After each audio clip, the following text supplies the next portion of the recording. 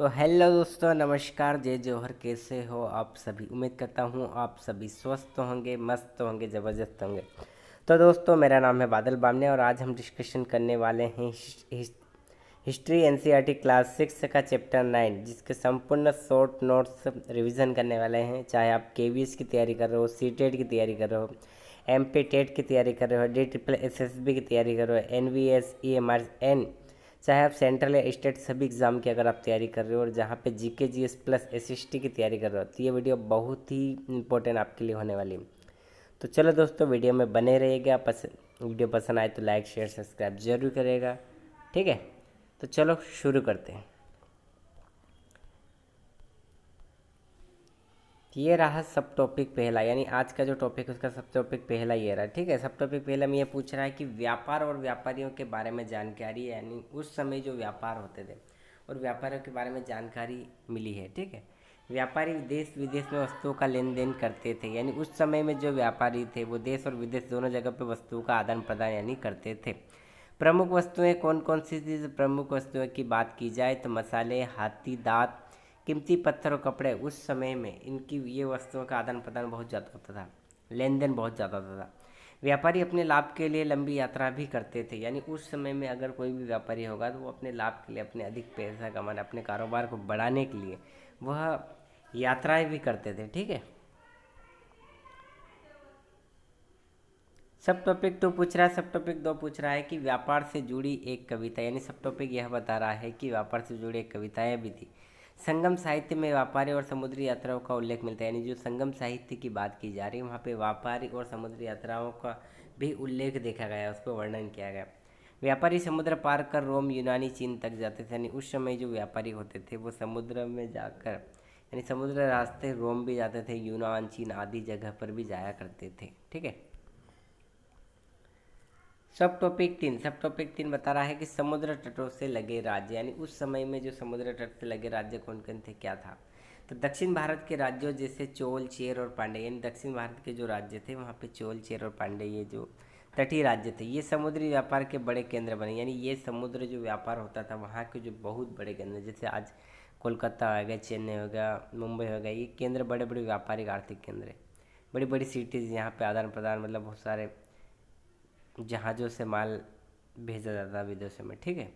ठीक इसी प्रकार से ये बहुत बड़े केंद्र बने। विदेशी व्यापार से आर्थिक समृद्धि, यानी जो विदेशी व्यापार होता है उससे और आर्थिक समृद्धि भी होती थी, उससे ऋण भी प्राप्त होता था, पैसे भी प्राप्त होते थे आदि, ठीक है।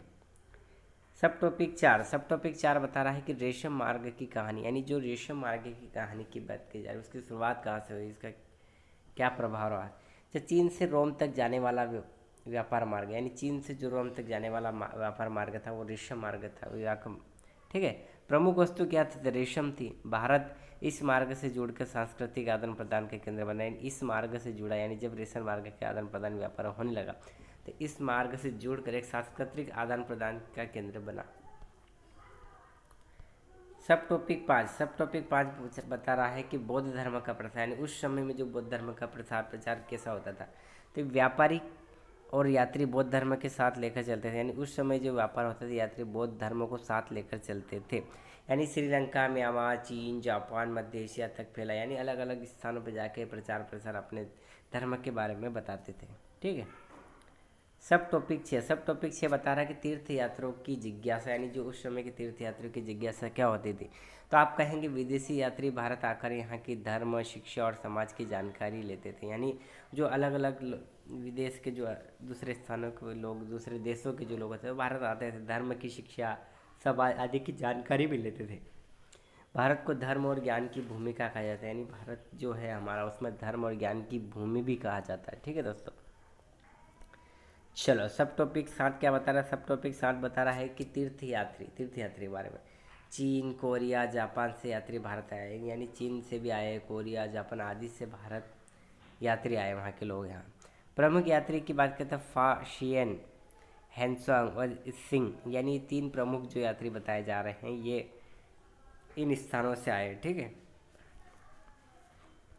सब टॉपिक 8 बता रहा है कि फासियन चीन वापस कैसे लौटा, यानी जो फासियन है वो चीन वापस कैसे लौटा, तो उसके बारे में बताया गया था। आप कहेंगे फासियन 5वीं शताब्दी में समुद्र मार्ग से वापस लौटे, यानी किस मार्ग से लौटे तो आप कहेंगे समुद्र मार्ग से लौटे।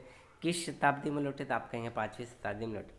भारत में उन्होंने बौद्ध मठ शिक्षा और समाज का अध्ययन भी किया, यानी भारत में उन्होंने बौद्ध मठ शिक्षा और समाज का अध्ययन किया।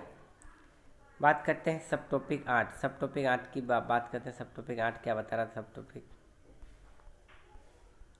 टॉपिक 8 तो अपन ने पढ़ लिया ना। हाँ, सब टॉपिक 9। सब टॉपिक 9 में बताया जा रहा है कि नालंदा शिक्षा का एक विशिष्ट केंद्र है, यानी जो नालंदा है वो शिक्षा का एक क्या है? विशिष्ट केंद्र है। मगध बिहार में स्थित था। मगध कहाँ स्थित है? अपने का बिहार में स्थित था।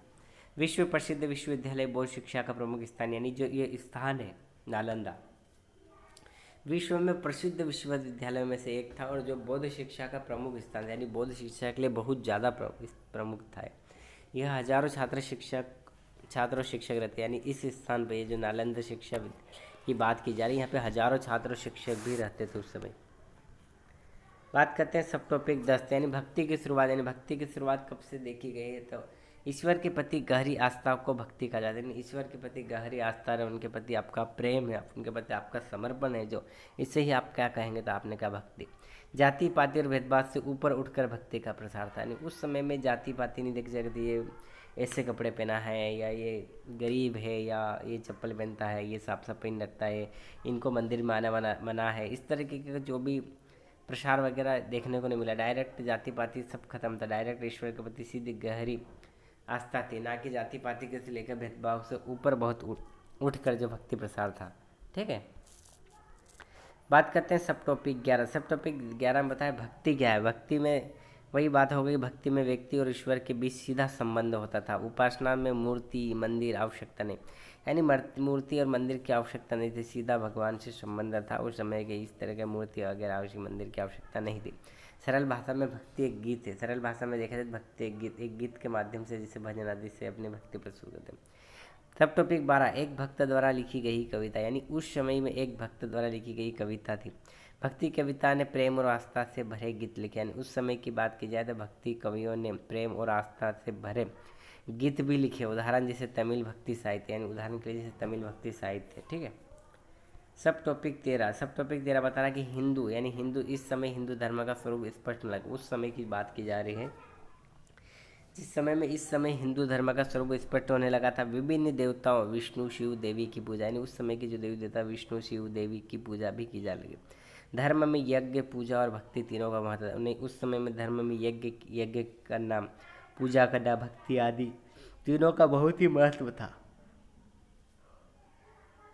ठीक है, सब टॉपिक 14, यानी अन्यत्र, यानी अन्य और क्या क्या देखने को मिला है उस समय में। तो आप कहेंगे व्यापार और भक्ति की परंपरा एशिया और यूरोप तक पहुंची, यानी उस समय में जो व्यापार का जो आदान प्रदान की जो प्रोसेस थी प्लस जो भक्ति की जो परंपरा थी, तो वो एशिया और यूरोप तक पहुंची। भारत का सांस्कृतिक प्रभाव व्यापक हुआ, यानी उस समय में जो सांस्कृतिक जो कल्चर था आदि वो बहुत ही प्रभाव और व्यापक हुआ, यानी बड़े स्तर पर पहुँचा। ठीक है, वीडियो पसंद आए दोस्तों तो लाइक शेयर सब्सक्राइब जरूर करेगा, बिल्कुल कंजूसी मत करेगा, इतना अच्छा कंटेंट आपको प्रोवाइड करा रहे हैं।